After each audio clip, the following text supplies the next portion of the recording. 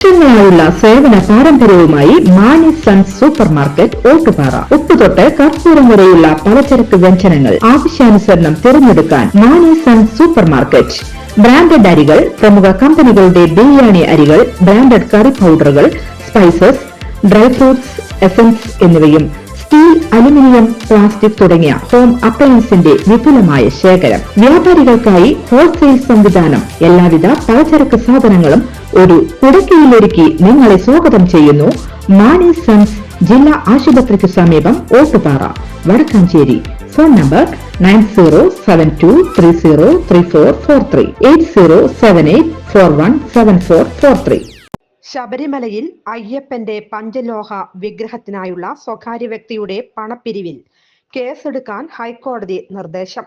Sabarimala chief police കോർഡിനേറ്റർക്കാണ് തുടർ നടപടികൾ സ്വീകരിക്കാൻ ബെഞ്ച് നിർദ്ദേശം നൽകിയത്. പമ്പ പോലീസിന് കേസ് രജിസ്റ്റർ ചെയ്യാം.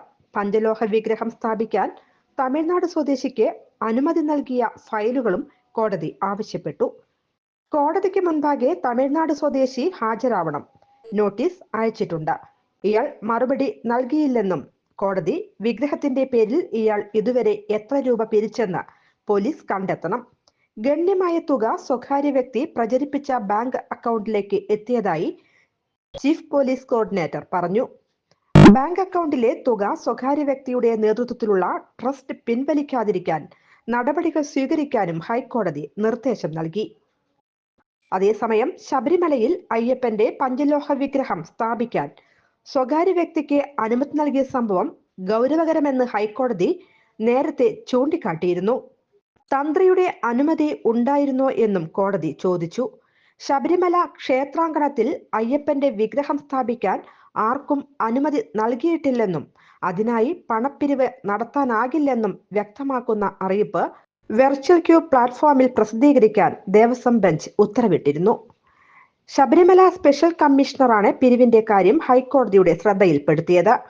ക്ഷേത്രാങ്കണത്തിൽ പഞ്ചലോഹ വിഗ്രഹം സ്ഥാപിക്കാൻ അനുമതി നൽകിയതായി കാണിച്ച് Thiruvithamkoor Devaswom board secretary Sabarimala executive സെക്രട്ടറിക്ക് കത്ത് നൽകിയിരുന്നു. പണം പിരിക്കാൻ അനുമതി നൽകിയിട്ടില്ലെന്നാണ് ദേവസ്വം ബോർഡ് വ്യക്തമാക്കിയത്. News desk anytime news. കൂടുതൽ വാർത്തകൾക്ക് ഞങ്ങളുടെ ചാനൽ സബ്സ്ക്രൈബ് ചെയ്യുക. ഫേസ്ബുക്ക് ഫോളോ അപ്പ് ചെയ്യുക. വാർത്തകൾ വേഗത്തിലറിയാൻ എനിടൈം ന്യൂസ്.